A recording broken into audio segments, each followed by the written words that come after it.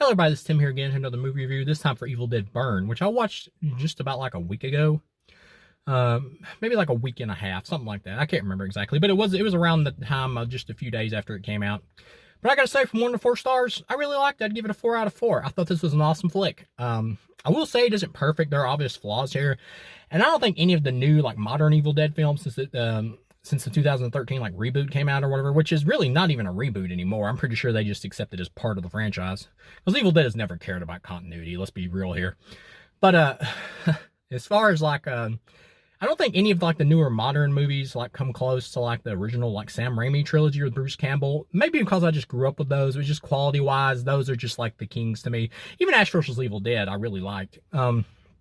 But yeah, as far as this film goes, I'd give it a 4 out of 4. I don't think I've disliked any of the Evil Dead movies so far. I don't think any of them's been bad. This franchise has a great track record, and I think part of that is because Sam Raimi maintains like a really good quality control over the series.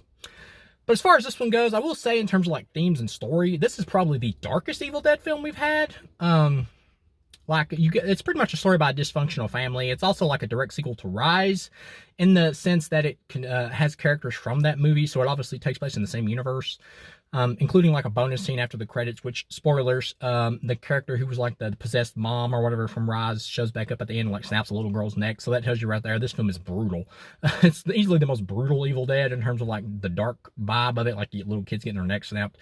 And that I've seen online seems to be a problem with some people. Like, this movie seems mostly positive, like reacted to by fans, but there's like a small group of fans I feel like who don't like this film, and that's fair, that's fine. You like whatever you like, but it seems like the problem they have with it is that maybe it's too dark, too morose, like too somber, too dramatic, too much focused on like dark drama and shit about this dysfunctional family. There's not enough like levity or fun to the movie. And I will say that because the film is like so dark in terms of themes and stuff like that, that's going for with this whole dysfunctional family dynamic and like an abusive boyfriend who is like a part of the family who he dies. He's killed by one of the Deadites who is like the Deadite that was possessed at the end of Evil Dead Rise, the chick that was possessed at the end of that. He's killed by her, and so they can like take over his body and infiltrate the family.